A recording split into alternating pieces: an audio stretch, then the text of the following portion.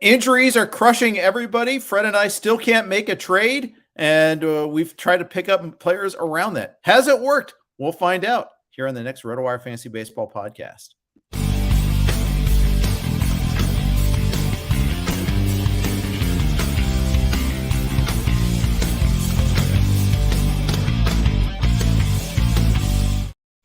Hey, everybody. Welcome to the RotoWire Fantasy Baseball podcast. I am Jeff Erickson. He is Fred Zinke, the man by the doorknob, as we like to call him.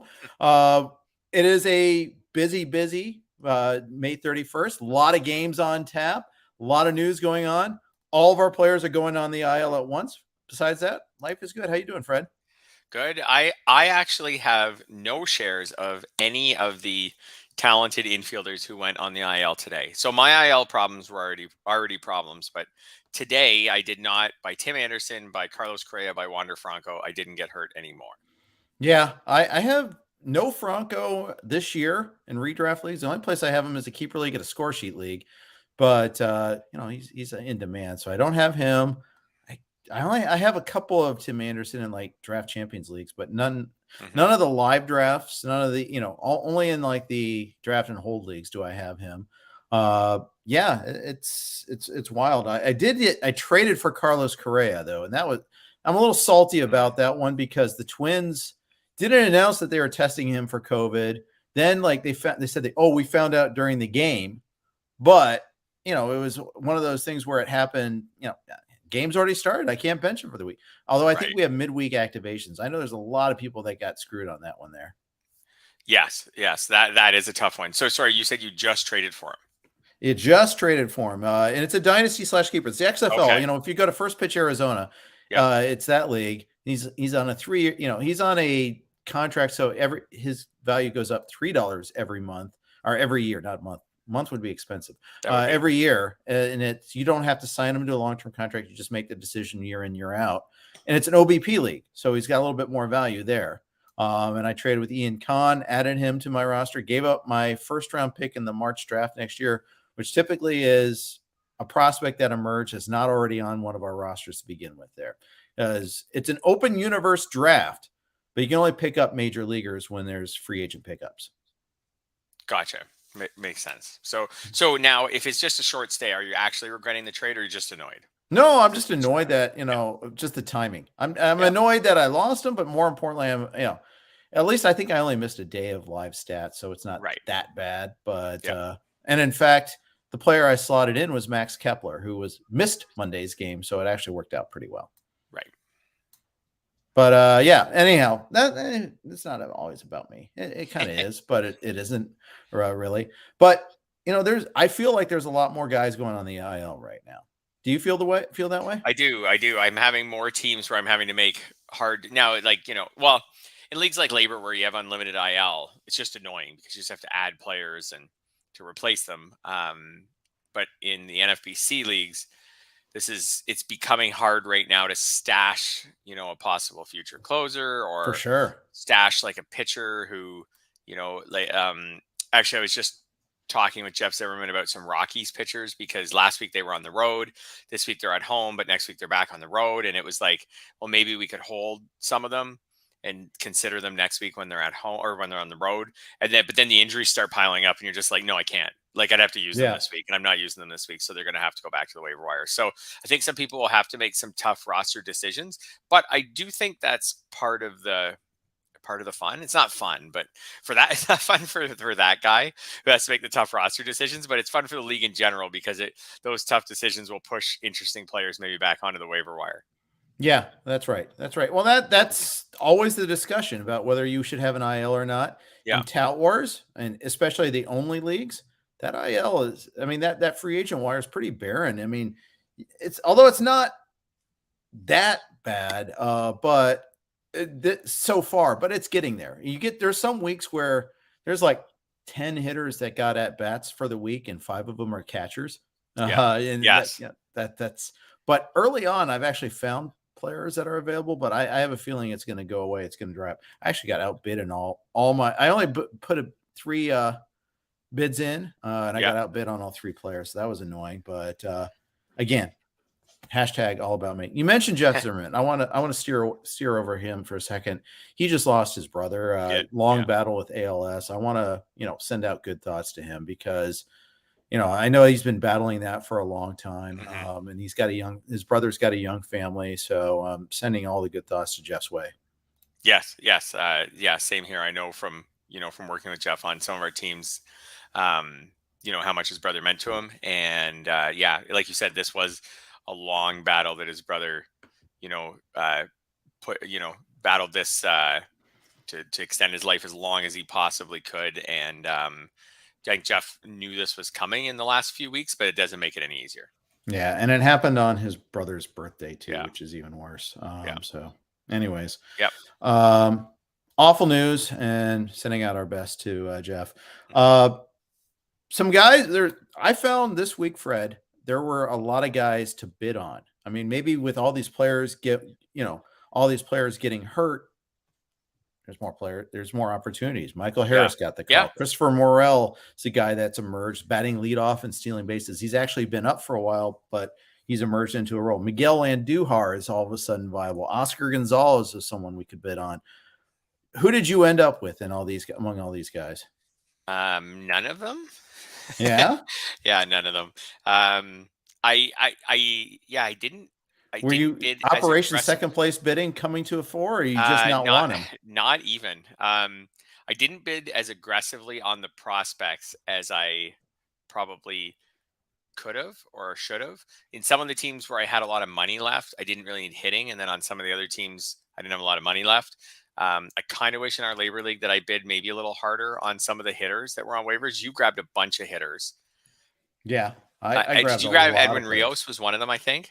I grabbed 4 players this past week in labor. So let's set the table. I have 10 guys on the IL. At the time, I had 8, 5 of which were fresh. One was coming back. So I had 4 open spots. Yeah. As it turns out, Brandon Woodruff then went on the IL. And then the surprise one was Jonathan BR, who had the dental surgery IL trip, which was one we didn't expect to see.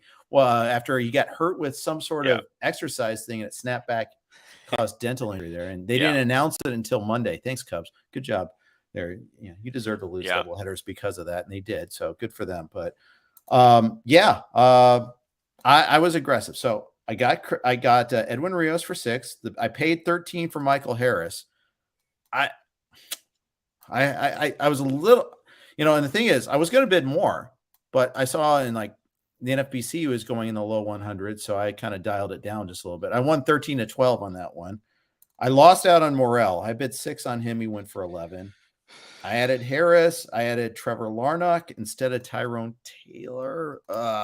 Kind of wish I would have gotten Taylor with his 2 home runs yesterday, but that was my next in line. Larnach had a 2-run double today that went off the top of the wall in right center, which would have been a home run in 28 out of 30 ballparks. Not that I was paying attention or being upset about that or anything like that, but yeah. I did not bid, so I knew I wasn't going to get Michael Harris.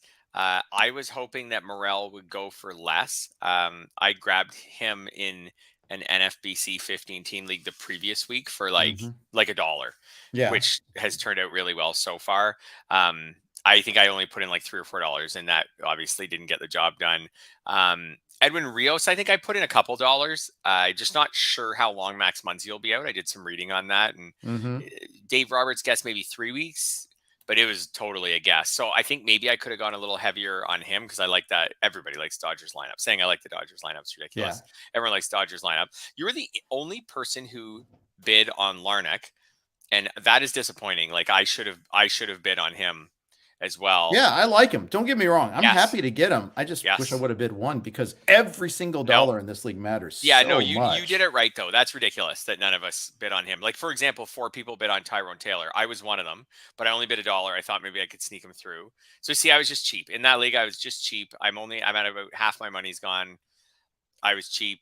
I grabbed Cole Salso for $1 on the chance that maybe he'd be the Marlins' next closer. He brought his gas can to Colorado last night for me and gave up like 4 runs in a third of an inning or something like that, which is really annoying. On the first day, that's like the reliever Gomber, right? Like there's the Gomber, but that's a starting pitcher who just blows up your ratios. The reliever Gomber is when you take a shot at, a speculative closer, or just grab a reliever to put in your lineup, and you're hoping for maybe 2 or 3 scoreless innings in the week. And on the Monday, he gives up, 4 runs. That is, I got reliever Gomber by Cole Sulser. But wait, there's more. It's worse because he came in the 7th inning and did that. I know. He didn't wasn't even get a close. single out. There you go. Yeah, he wasn't even going to close. I still think that in that muddled bullpen, he could emerge as the closer, which is why I spent $1 on him. It ruined all of our trade talks for those who've been following this saga, because we were talking about a hitter for a pitcher trade, but then you grabbed a bunch of hitters, so you're not as I think you're not as desperate until you see how this week plays out. Correct. And I grabbed Sulser, and I looked at the standings, and I don't know if I really need a closer. I don't know. Maybe I need a starting pitcher. Maybe I need a starting pitcher more than a closer, because I think I've been getting more out of my starting pitching probably than their actual talent level so far this year. I really need Chris Sale to come back. Remember him? Yeah, but he might come back as a reliever. I'll take it. If it's the closer, I'll take it. If it's a long reliever, I guess if we piggybacked on Rich Hill, that would be fine. Yeah. Although by the time Tanner Houck, it hasn't worked well for Tanner Houck. I was going to say, by the time Rich Hill leaves the games lately, they're losing by too much for the piggyback guy to get a win. So anyways, I think you made some good moves. I think you bought guys at good prices. In some of my other leagues, I made some cheap ads on pitchers such as Jordan Lyles, Mitch White, who has a home start against the Pirates this week. I like that. I was in on Keegan Thompson. I'm not sure if I got him anywhere. I like that. I tried. I felt like the hitters were more appealing this week, and obviously went for a lot more. I went in the other direction and just tried to snag some cheap pitching, because I'm finding, and we've already talked about this, but there's still plenty of high-end pitching. Now, the league-wide ERA last week ballooned. I forget what it was at the end of the week, but it was like high 4s. So the league-wide ERA last week ballooned. There are still lots of pitchers who are doing great things, but I am finding, especially in the 15s, the waiver wire is running dry on starting pitching. So I still have my eye out for that. Yep. To your point, league average, league average offense was averaging 4.00 runs per game about 2 weeks ago. It's up to 4.26 now. Yep. Average home runs per team were 0.9 per game. It's 1.01. Yep. Batting average was at 232. It's 239. So it's coming around. And yes. So here's my question for you. And I think this is something that a lot of people will be interested in. So, because I've been thinking about this a lot. So we have these like terrific ratios, although I don't have those anymore in labor, but we have these, but generally as a league, we have these like terrific ratios in fantasy. So I'm looking at our labor league right now. Half the league has an ERA under 3.5. In the whip category, we've got 2, 4, 6 people with a whip of, if I'm rounding it off, 1.16 or less. Half the league's under 1.2. So I have these amazing ratios, better ratios than we typically would have. Right. We're starting to run out of starting pitchers a little bit in this 15-team format. You need to keep up in the strikeouts category, unless you're way out in front. Like I happen to be in this league where I have 22 strikeouts more than the next guy, and quick math, 57 more than the guy 2 places behind me. So I could pivot and try to use more relievers. But the question is, for people who are more like middle of the pack in strikeouts and middle of the pack in wins, and you have these great ratios, what do you do from here on out? Like, do you start using these, not so good starters and crossing your fingers on them if the scoring is going up? Or do you start limiting your innings by using middle relievers so that you don't blow up your ratios? Right. And hopefully you get lucky. You go get the next Adam Simber, or you maybe get the actual Adam Simber. I don't know. Right. Kind of like, what was it? Brent Suter last year, who had like 9 wins, 10 wins. Chad Green had a bunch, but you know what? That is such a like catch lightning in a bottle exercise, trying to find wins from setup guys and middle relievers. Right. Totally. Yes. I don't recommend it. I think if you find like great ratios and all that, great. But I think it's fraught with peril, and then you're losing ground a little bit on you're losing ground on strikeouts. Maybe you're not. Maybe you're actually doing fine on the strikeouts there if they're pitching enough. But there's weeks where these guys are going to throw 2 innings, and that's tough. Yeah. It's also like, it's not so linear where you can say, oh, hey, this reliever's been pitching really well. So if I pick him up, he's going to throw 2 or 3 innings and he probably won't give up a run. And I'll give you a great example. Michael King on the Yankees overall this year has been great. I grabbed him in a league a couple weeks ago, and the theory was, he's been pitching high leverage roles, multiple innings. His ERA, I think going into the week was around 1.5. Okay, so I'm going to have him. He's going to throw 2 or 3 innings. He's going to give up 1 run or less. Well, anyways, I used him for 2 weeks. He's given up runs in each of his last 3 appearances, six runs total in those 3 appearances. So he actually hurt, and and in those 3 appearances, he got 1 strikeout. So I don't know what happened. I don't know what happened to Michael King. Like, if you look at his game by game log, like he is just cruising. Like every appearance is multiple strikeouts. Every appearance is scoreless innings. And right when I grabbed him, and the whole point was just like, okay, he won't hurt me. He's not going to hurt me. He's going to throw 2 or 3 innings. He probably won't get a win or a save, but he might, but he probably won't. But he's going to throw 2 or 3 scoreless innings, probably get me in those 2 or 3 innings, about 4 strikeouts. Great. Won't hurt me like if I rolled out Jordan Lyles. Well, in the end, he's hurt me more than rolling out Jordan Lyles. And probably. Jordan Lyles has pitched well, by the way, too, in that stretch. So, and I always think of him as this like on and off waivers 15-team league type pitcher. So I'm super familiar with Lyles because I've got him in a Stratomatic league where his greatest skill, his greatest quality is innings pitched. Yeah. Because I'm in this crazy Strat league. It's 30 teams. So anybody with a pulse is, rostered. And then you have to figure out how to deploy them. And let me tell you, finding a league average 4th or 5th starter is handy. It's very handy. Yeah. So what do you do about your pitching? So let's say you're like middle of the pack or but at least like in a fight in wins and in a fight in strikeouts, and you got good ratios. Like, are you going to go the direction of continuing to roll out? Some people would have rolled out Eric Fetty last night for his 2-start week, in hopes of getting, this week 10 or 12 strikeouts, and hopefully he gets a win. And, and he hurt your ratios a lot. And the better your ratios are, the more you hurt them mathematically. So, if you're sitting in these leagues with a 3.4 ERA and a 1.14 whip, it's going to be really tough decision making in the next few weeks. Do you try to protect those ratios at the expense of maybe a few strikeouts and cross your fingers on the wins? Or do you go for it and keep piling up innings and just hope that these lower end starters that you're going to find on waivers over the next few weeks, that they can hold up their end of the bargain? Someone probably used Devin Smeltzer today and it went really well. Someone used I was just going to say there, but for the grace of Devin Smeltzer, go I, because it worked out today. I still have a Toronto start left in Toronto. So let's cancel that parade because there's still a lot of damage that could happen. But hey, I think you just do your best. I don't think you always target 2-star starters. I think you find good starts, period.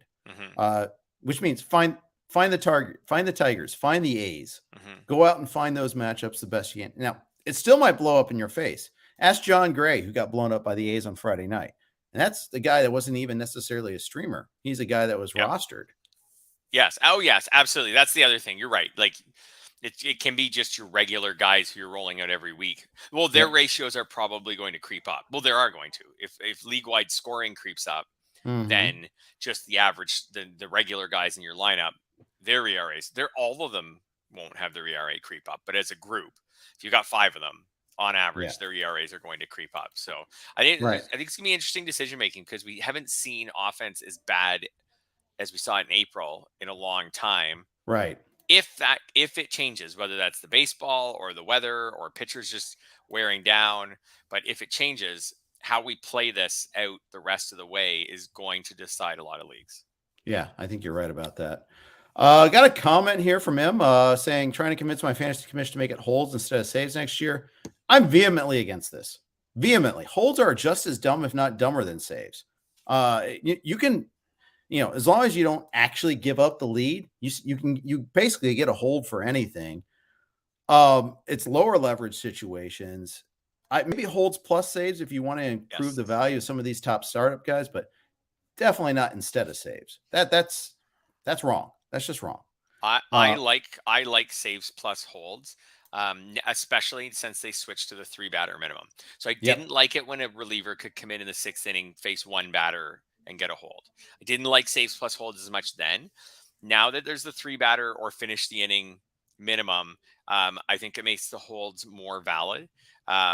We know now as baseball fans that facing the heart of a lineup in the 7th inning is maybe a tougher task for a reliever than facing the Yeah. bottom of the lineup in the 9th. Whether so I think that makes holds more valuable too. So I just like the idea that saves plus holds drives the fantasy value more towards figuring out which relievers do you actually think are good, because that's what major league Yeah, teams are thinking about more now than for ever as sure. well.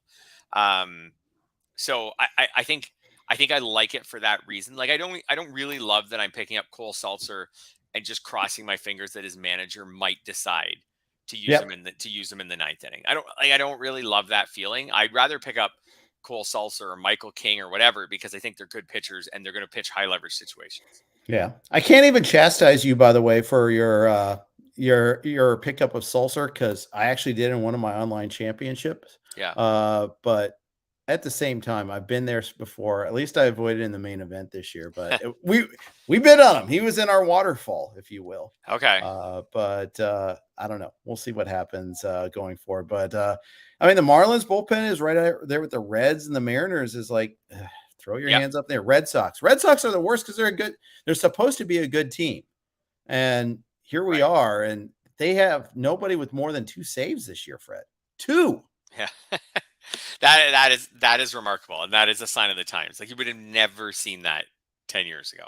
Yep. Right? Probably even 5 years ago. You would have never seen that on a team. Like, a team would have to be incredibly bad to roll into June without a 3-save pitcher. Yep, that's right. Just retweeting something I saw from Danielle Lerner. I think she writes for the Athletic and the Houston Chronicle. She reports no Kyle Tucker today. So again, this is like 4 days in a row now with Kyle Tucker being out. I'm gonna give you a guess here, Fred, as to which team Kyle Tucker's on in labor. I'll give you 3 guesses, and the first 2 don't count. Yeah. No, I know. I know these yours. He's also on my team that has the highest financial investment in it. So I sat him. Yeah. That's an NFBC. I sat him, at least in that league. I could sit him till Friday, and hopefully he's back by Friday. They haven't IL'd him. Hopefully that means he'll come back by Friday. Yep. Oh yeah. So I have 10 guys on the IL and 2 guys doubtful. Cody Bellinger out of the lineup again today with an adductor injury also. So, I mean, even my guys that are active aren't even active. It's just insane. I have Carlson on the IL, Josh Donaldson. Well, Austin Meadows, who has vertigo, for crying out loud. Freddie Peralta, Brandon Woodruff, just Jonathan VR with a dental injury. Come on, just stop with that noise.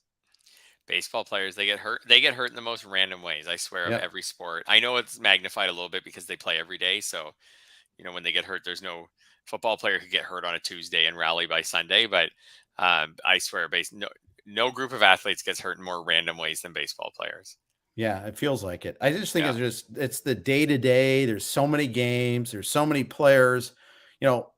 It's magnified so much. Mm-hmm. It's just such a long season. There's some closer concerns out there. But before we hit that, I'm going to take a second to play commercials from our friends on the Blue Wire Network. We host our podcast on the Blue Wire Network. All right, and we are back here on the RotoWire Fantasy Baseball Podcast. I am Jeff Erickson. He is Fred Zinke. Let's talk closers, Fred. Craig Kimbrel gave it up last night. He has really struggled lately. How concerned are you? Not that. I always felt like the Dodgers were really patient with Kenley Jansen when he went through the occasional rough patch. So I feel like they'll be the same with Kimbrel. He's not walking the park or anything this year. Like, his strikeout rate's not amazing anymore, but it's not terrible. His walk rate's actually way down. He's not giving up a ton of home runs. I think that this will just pass. I don't think Craig Kimbrel is going to be an awesome closer this year, but I think the Dodgers will be so good that he'll find his way to kind of 30 saves just like Kenley did. The ratios won't be helpful, but they won't kill you either. So I'm kind of still on board. Like, if I had Kimbrel in a trading league, I wouldn't look to move him. Unless I had too many closers, I'd be open to moving him, but I wouldn't be desperate to move him. Yeah. What do you think? Do you think? I know I'm sometimes too high on Kimbrel, so talk me down if you think I'm not giving this enough credibility. I mean, he's come back from the fantasy dead before, right? Yeah. So I'm willing. You got to give him some benefit of the doubt. I did pick up Daniel Hudson I think in a 12 teamer. I picked him up. Okay. I'm gonna find the league where I grabbed him, but I did grab him in one league. Might have been the fantasy TGFBI. No, I don't think it was Yogurt because I have plenty of closers there. Mediocre closers, but closers nonetheless. Anyhow, I grabbed him in one league because I have some concerns, maybe short-term concerns. You could maybe see that a little bit there. But yeah, no, I don't think I can't remember where I got him, but maybe it's a staff keeper league. Actually, Okay. I think that's a RotoWire staff keeper league. I think that's it. Because hey, long term, Hudson might be the guy. I don't think it's.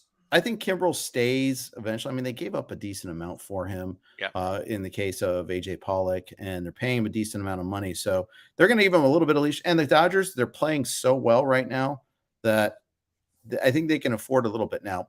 They did finally. They can't beat the Pirates. They can beat everybody else. They can't beat the Pirates right now. They'll probably figure the Pirates out eventually. Yep.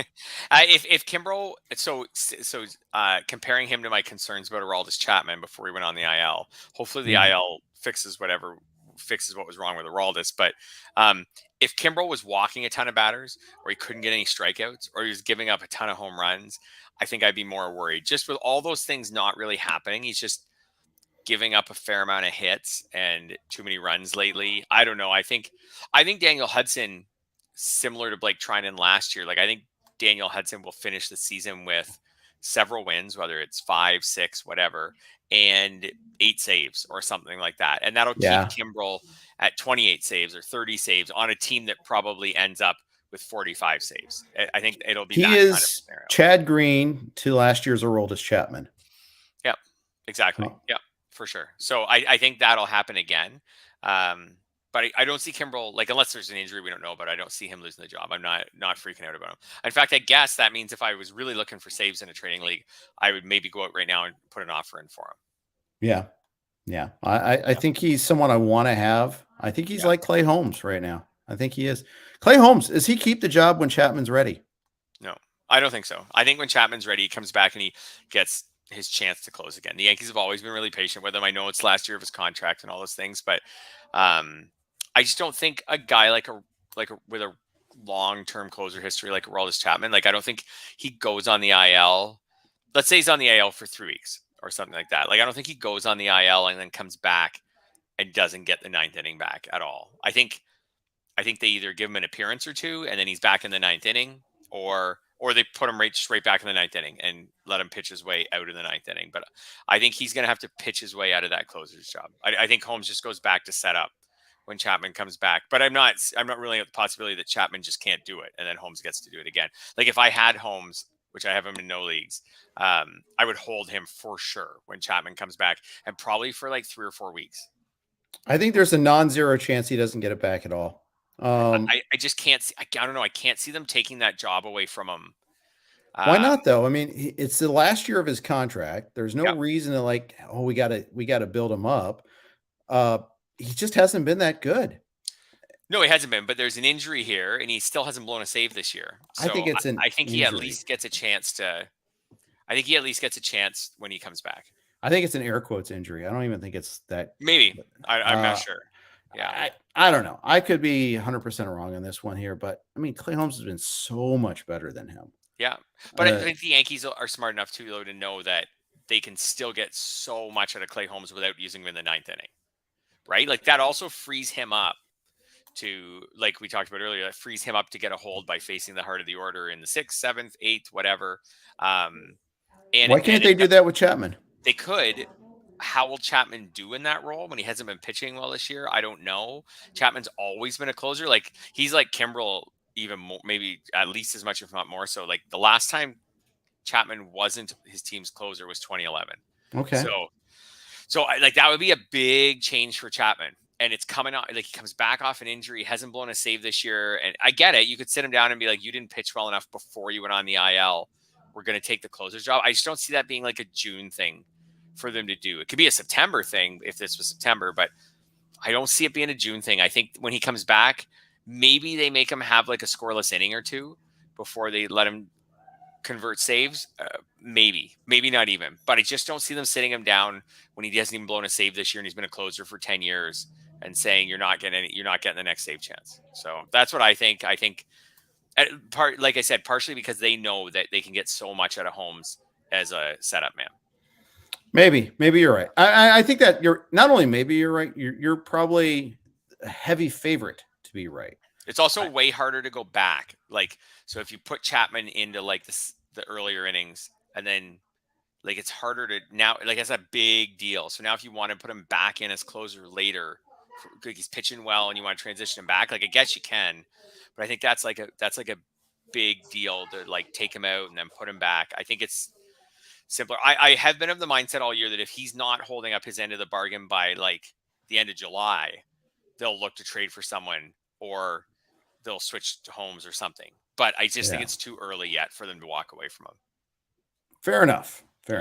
I would, I think Holmes ends up with, I'm going to say 20 plus saves.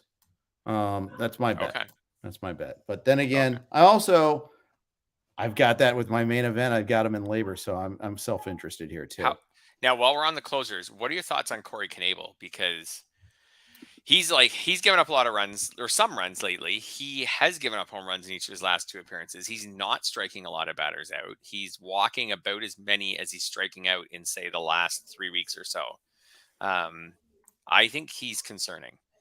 I absolutely think he's concerning. Yeah. I don't think he has nearly the leash or the track record. To that end, I picked up Sir Anthony Dominguez and Yahoo Friends and Family today. By the way, this was not a quick pickup. This was like, Knebel struggled for a while. I waited till during the show we were talking about it and I picked him up. But yeah, I have all these like quasi pseudo closers. I cut Fire Rising too much to my chagrin earlier last week when I needed a spot for a hitter. Probably shouldn't have, but yeah, I don't think there's any reason to trust Knebel. I think it might even be the next save chance might go to Dominguez, assuming Dominguez is healthy. Yeah, it's quite possible. I know Joe not healthy, but fresh. Sorry. It's fresh. Yeah. I know Joe Girardi stuck up for Knebel recently. We know that can sometimes almost be the kiss of death where your manager's like, no, he's our closer. Then you go blow another one. And then he's like, okay, now I got to think twice about this. And different. And I know this shouldn't totally matter, but different than Chapman and different than Kimbrel, Knebel has 4 losses. He has 3 blown saves this year. So like there are more games where the Phillies are finishing off the game and saying we didn't win the game today because Knebel. A big reason we didn't win the game today is because Knebel couldn't get the job done. Right?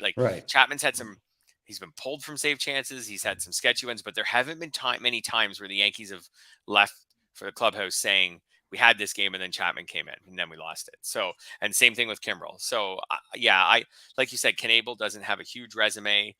Sir Anthony Dominguez is a really interesting one. He had 16 saves in 2018. So, and that was with the Phillies. So they know that. So they know. And he's healthy now. I think that was the issue. Why, if he had not been hurt before, I think Dominguez starts the year even as the closer. But they felt the need to go out and get somebody from the outside.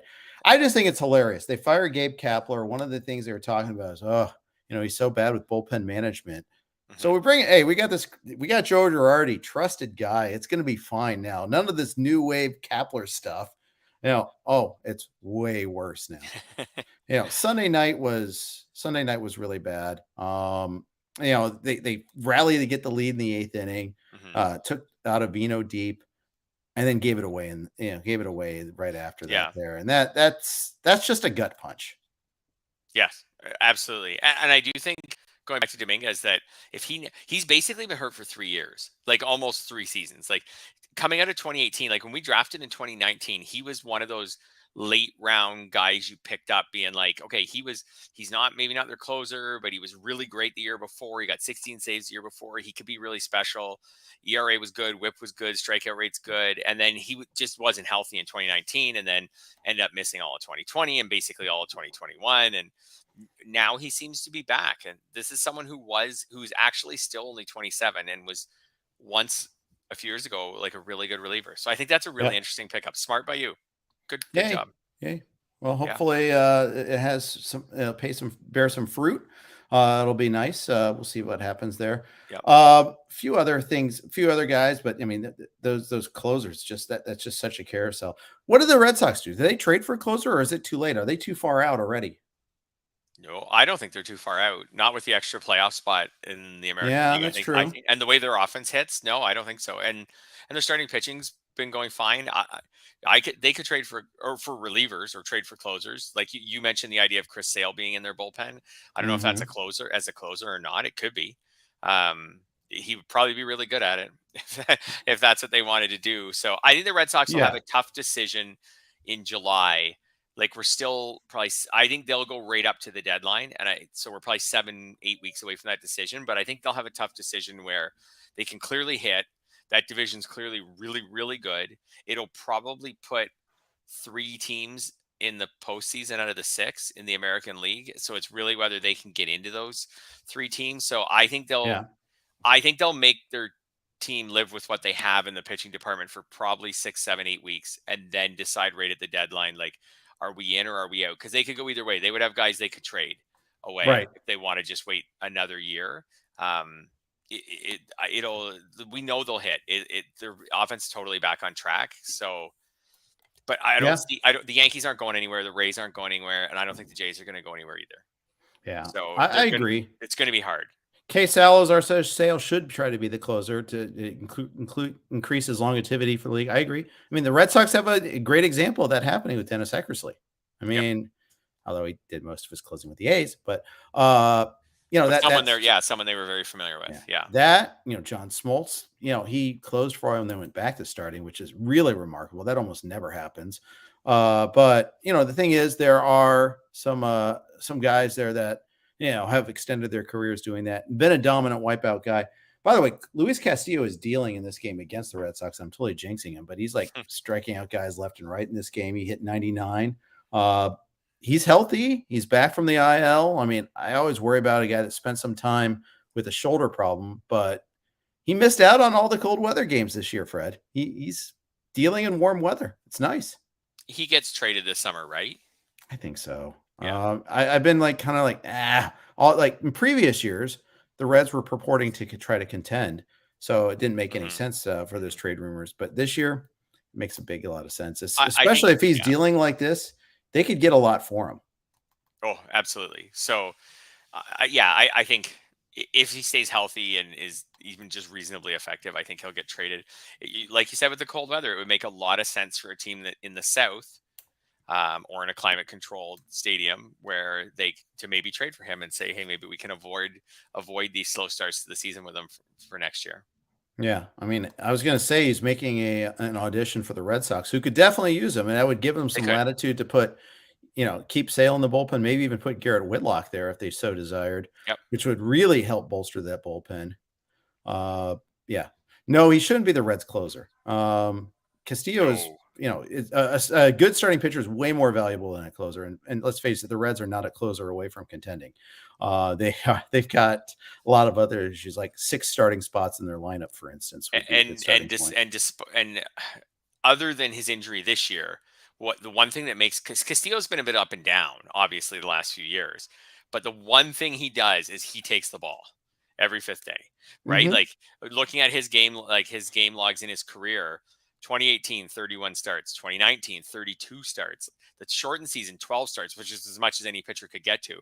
Last Yep. year, 33 starts. He was a disaster at the beginning of last season, but he took Then the he figured ball it every out. 5th Yep. game, and that is his calling card. So that is especially why I would want him to remain a starter for his own career and for his trade value. There's value if he can get back to being a low 3 ERA pitcher, that's amazing. Even if he can't, even if he's a 4 or a high 3 ERA starter, if he's eating 170, 180 innings a year, that's huge. Yeah, Yeah. it is. It's Yeah. massive. So, yeah, thanks for the feedback on that, but I don't think he should close. I definitely do not think that's the case.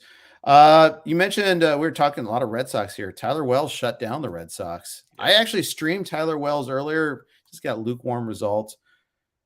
What do you think about Tyler Wells? Do you have him anywhere? No, I streamed him once this year and got pretty good results. Yeah, he's in the Jordan Lyles category now.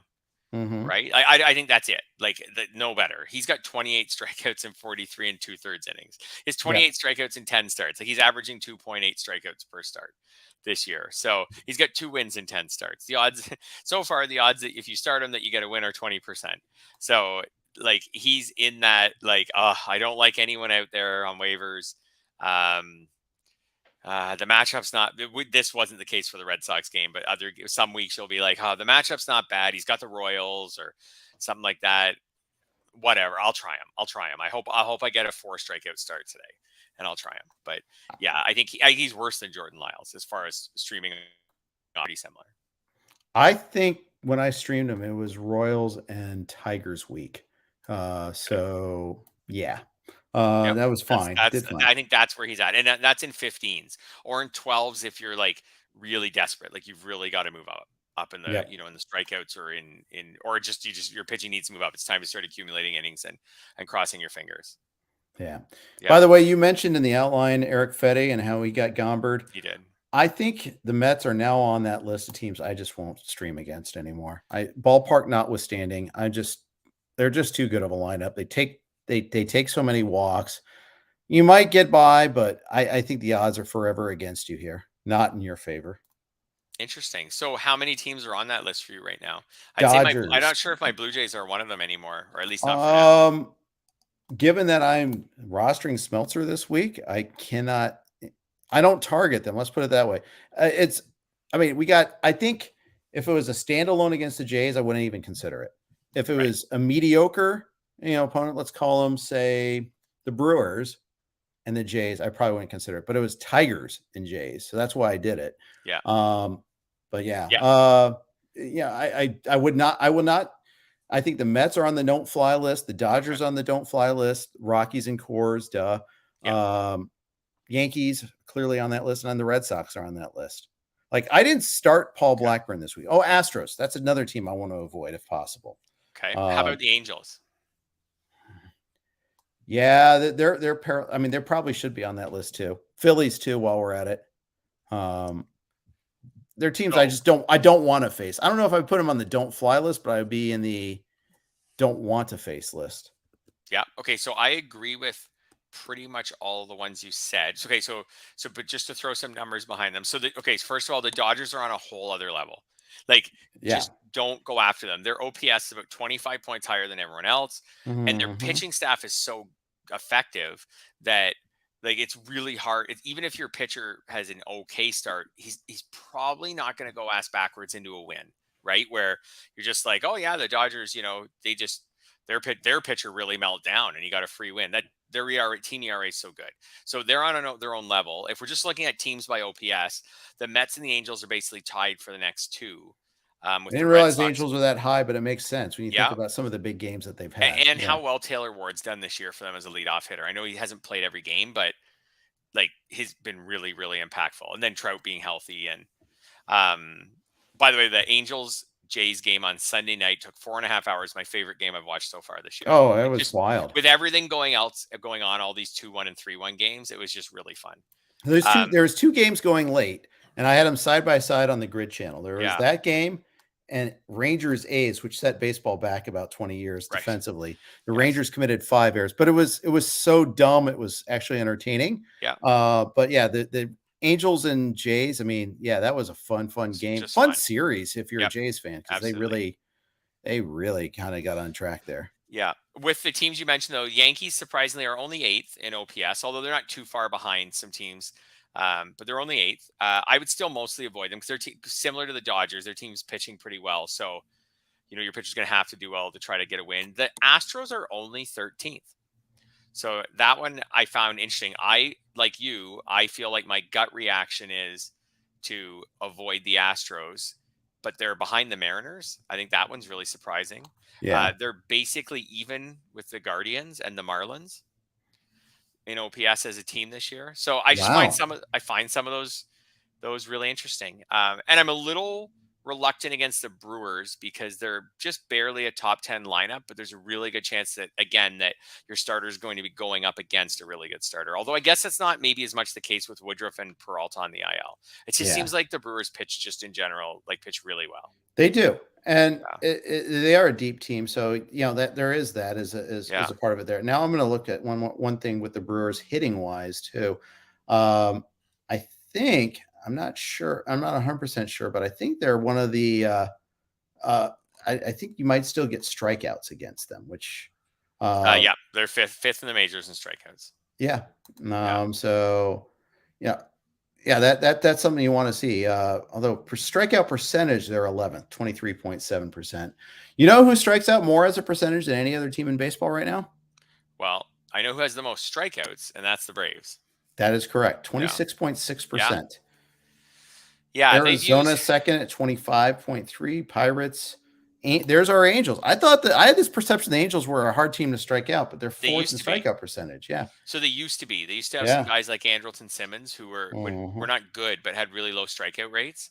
And the Guardians have been the toughest team to strike out, and then the White Sox. Well, I guess the White Sox and the Cardinals would be right around there. The White Sox played a couple less games, so they'd be pretty even. And surprisingly, the Nats have been hard to strike out. I guess Juan Soto was really hard to strike out, at least in part of their lineup, but they don't score much. But they don't shows it's not the be all end all. Yes, for sure. So the White Sox are actually this year, they don't strike out much, but they're also 28th in the league in runs scored.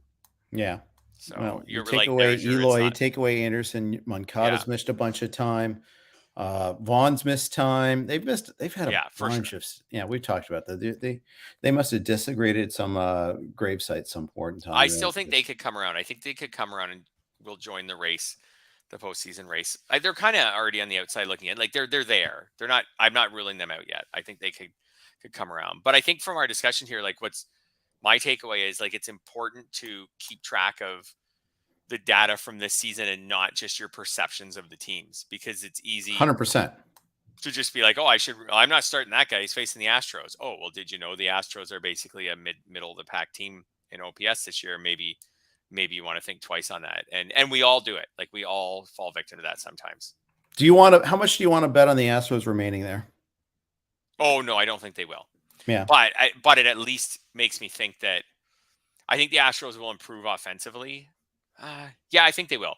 So say I said they were 13th. If I was going to bet someone about whether they'll get into the top 5, I would bet no. I bet they don't get into the top 5, but that they get into the top 10, maybe 8th, something like that at the end of the year. But I would bet that they don't get into the top 5. I think they're a good lineup. I don't think they're a scary lineup. But and I think your takeaway on the Mets is really good because a lot of people probably aren't avoiding them yet, but they maybe should be. Yeah. So if you just use WRC plus, so it's a proxy. It's Dodgers 1, Mets and Angels 2nd at 117. Twins at 4th at 115. Okay, they're 7th in OPS, tied with the Yankees. Yeah. Giants, Seattle. Did not see that one coming, but WRC plus waits for home ballpark too. So, which one we of don't these care things as is much not about like in the fantasy. Other. Right. So it might. Safeco really crushes them. Basically, they're winning 8-0 today at Baltimore. So it's just as an illustration that get out on the road and they're a real offense. Houston not included. When they went to Houston, I think they got shut out for a series. Wow. Which is tough look there. But there's the Yankees at 110, Boston 109, St. Louis, Houston 10th. So a little bit better there. Mm-hmm. Toronto's slightly below average. They're 16th and 98 is their WRC plus. Detroit dead last at 79. No surprise there. Oakland 81. It's all indexed off of 100. So Cincinnati 28th, Pittsburgh 27th. No surprises there at all. No, there are. I wouldn't say there's no shortage of teams to target with your streamers, but there is every year. But between Oakland, Detroit, Pittsburgh, it's getting shorter. Cincinnati, Baltimore, and Cincinnati's waking up. At least when they play in Great American Ballpark, they are. Yeah, for sure. So are you still? I'm still mostly like open to streaming against them though. They haven't got it past that for me. Let me put it this way: I used Michael Wacha and DFS tonight against them. So Yeah, the and he's Royals. Michael Walker. The Yeah. Royals are a good streaming target still. Yeah. Texas is pretty decent streaming target. So, yeah, like there's still a decent amount of streaming targets, which is good because, like we said, there aren't a lot of starting pitchers out there. So at least there's some teams you can go after. Yep. Camden Yards, man. It's all of a sudden a park I want to use. Yep, absolutely. Both ways. That's been my thinking a little bit with guys like Jordan Lyles and Tyler Wells, is I'm like, oh, they're at home. Oh, Bruce Zimmerman's another guy, right? Oh, they're at home. Yeah. Well, okay, I could consider that. For so many years recently, it was Baltimore's terrible, the park's terrible to pitch in. Like, there's absolutely no way. There's no way that you can, sorry, Bruce Zimmerman. But anyways, there's no way that you can consider starting a Baltimore pitcher in Baltimore. And now I'm at least open to it.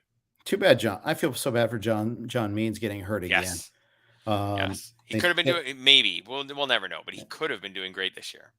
Did you pick up, have you picked up Grayson Rodriguez or DL Hall anywhere yet?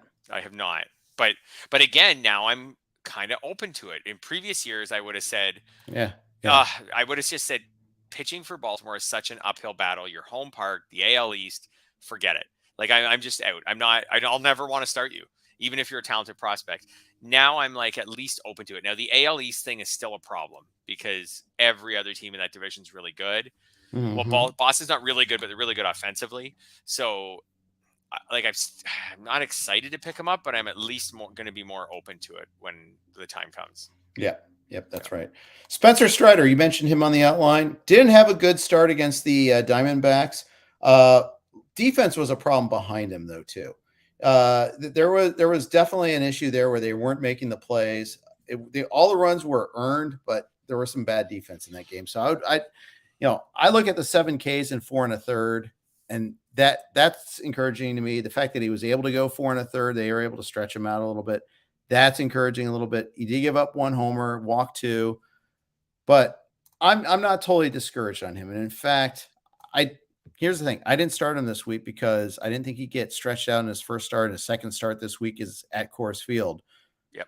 That might open up a buy low window in some leagues. So I'm still very interested in Spencer Strider long run. Yeah, me too. I think the buy low window could be in an NFBC like weekly style league. Maybe he gets dropped if this Coors Field start goes badly.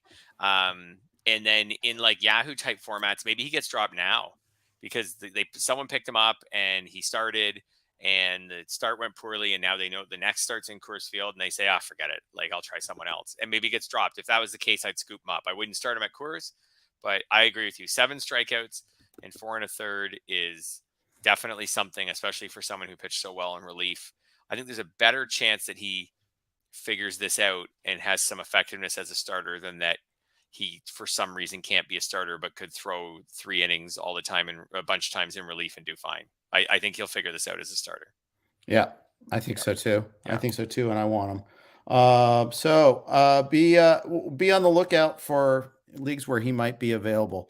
A couple more things before we sign off here. A couple other guys I wanted to talk about. Nolan Gorman, you suggested maybe might be the best rookie pickup of the year so far. Yeah, I mean, he's off to a great start. Cardinals magic. Here we go. Yeah. I mean, he's got a 526 BABIP, so like he's not going to hit 387. That being said, he's striking out a fair amount. So I don't know if he's going to be a big batting average guy, but I think he can hit for enough power. And then really important, they've been hitting him very high in a lineup that's pretty decent. Like, it's not an amazing lineup, but it's pretty good. So if he keeps hitting high in the lineup, so a lot of the other guys who came up haven't made a great impact. So I'm not counting like the Julio Rodriguez guys who we drafted, more the Jose Miranda, Royce Lewis, Alec Thomas. Like, Gorman so far seems like maybe he'll be the best of that group. And like I said, he's hitting high in a lineup that needed him and wanted him and has been pretty good. I think he might end up being the best of all the ones that people have bid a bunch of their FAAB on so far. What do you think?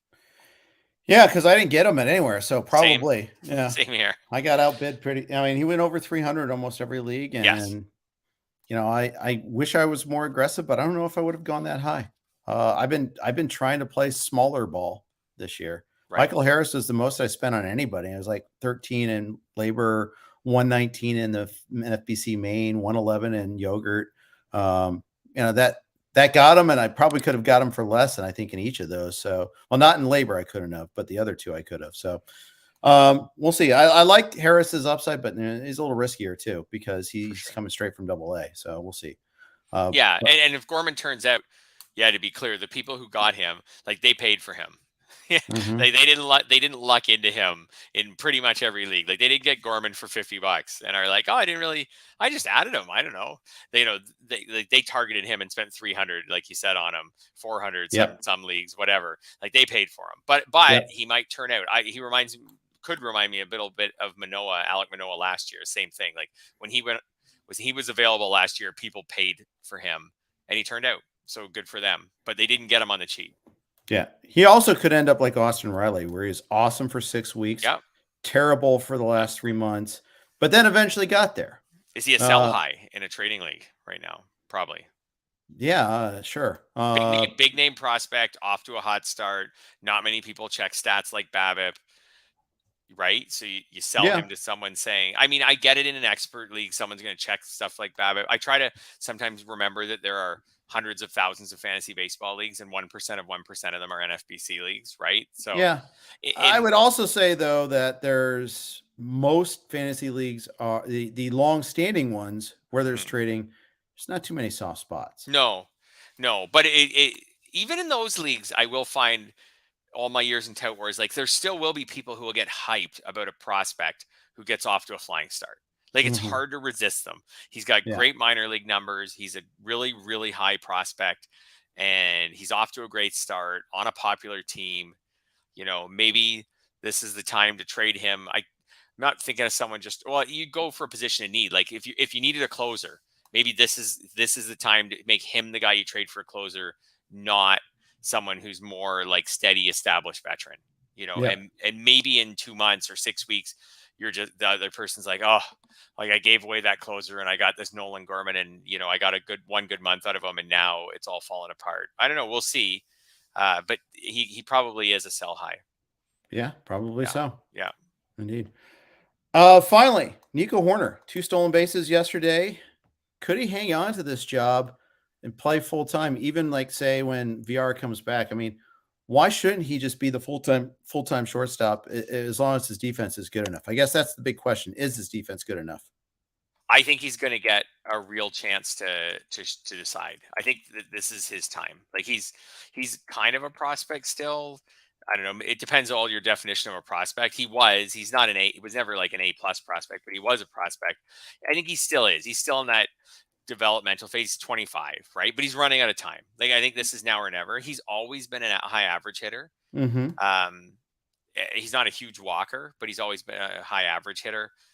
I think he gets a decent run here, and I think in fantasy leagues, like this is someone, he got 5 steals last year and 149 at bats. He's got 5 this year and 115 at bats. Yeah, so he probably projects out to be, I don't know, a 15. If he were to play all season, like a 15, maybe even high teens steal guy with not much pop. Maybe he gets you 7 homers or something like that in a full year. So, yeah. But if you're a team that needs speed and batting average, I think he's an interesting guy.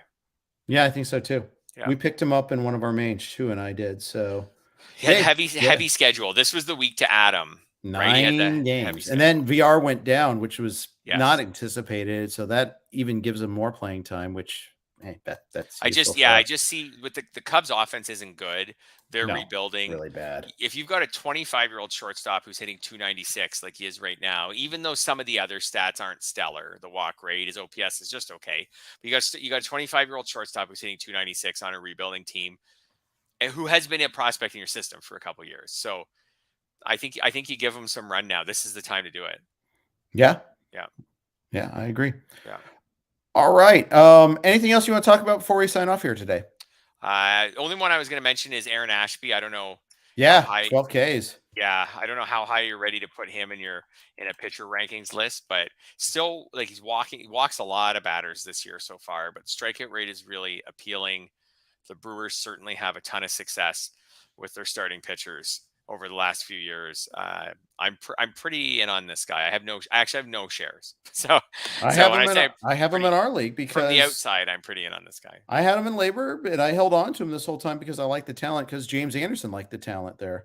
So and with Freddie Peralta out for months, like this is like Ashby, I think, gets like an extended run here in the rotation. He's had 2 good starts since he jumped back into it. He hasn't had that many bad starts really, even when he was in it before. So I'm pretty excited about it. And like I said, the Brewers have definitely moved. They're near the top of my list in teams where I'm going to give them the benefit of the doubt. I drafted a fair amount of Eric Lauer this year. Same reason. Like, I'm not totally sure how he did what he did last year, but he did it with the Brewers and he's back with the Brewers. So in round 21 or something, I was like, okay, let's give this guy another chance. Labor might be one of the few leagues where I don't have any Lauer power. I've got a lot of them. Oh, there you go. Yeah. So I'm fully on board with that one too. Yeah. All right. I think that ties it up. Yeah, I do like the Brewers staff. Kay Salazar says the same, likes them up and down. Even Ethan Small. Yeah, that's another guy that I like quite a bit. So there you have it. That's going to wrap up today's podcast. Thanks, everybody. Great interactions. Again, we love the comments in there. Thank you for sending them our way. We'll be back again next week. But hey, thanks for all the feedback, guys. Good luck in your leagues. Thursday, I'm going to have Dr. Roto is going to join us. So hold on to your co-pays. We're going to have Dr. Roto on. So looking forward to that. And, of course, we've got the Prospect Pod again tomorrow with James Anderson. Thanks for listening to RotoWire. Have a great day.